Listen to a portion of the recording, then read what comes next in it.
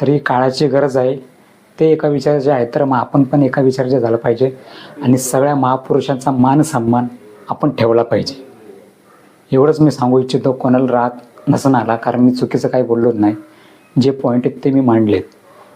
तर माझ्याकडं थोडं वाक्य लिहिलेलं ते मी तुम्हाला सांगणार आहे. मित्रांनी लिहिलेले ते तुम्हाला सांगतो वाचून. मागवाड्यात आता धम्म सांगावा म्हणतोय, तुझ्यातला आंबेडकर वाद लोकांपर्यंत पोहोचावा म्हणतोय. मला माहिती आहे तुझ्या काही लेकरांना तू कळणार नाही, पण माझा जीव गेला तरी बेहत्तर.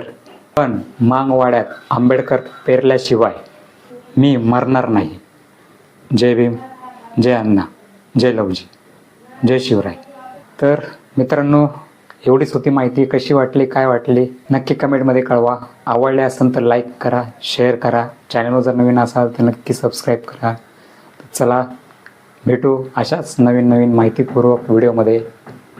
हे हा बाजूला आहे, हा भावाचा पोरगा आहे, ते दिसतंय, त्यात थोडं थोडं तोंड दिसतंय.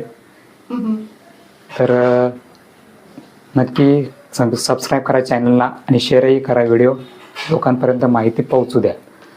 तर मला आणि तुमच्या परिवारांना माझ्याकडून व माझ्या परिवाराकडून साहित्यरत्न, लोकशाहीर साहित्यरत्न अण्णाभाऊ साठे यांच्या जयंतीनिमित्त तुम्हाला व तुमच्या परिवाराला खूप खूप हार्दिक शुभेच्छा.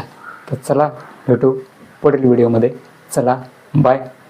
नमो बुद्धाय. जय शिवराय, जय भीम, जय लवजी, जय अण्णाभाऊ, जय भारत, जय संविधान. चला बाय.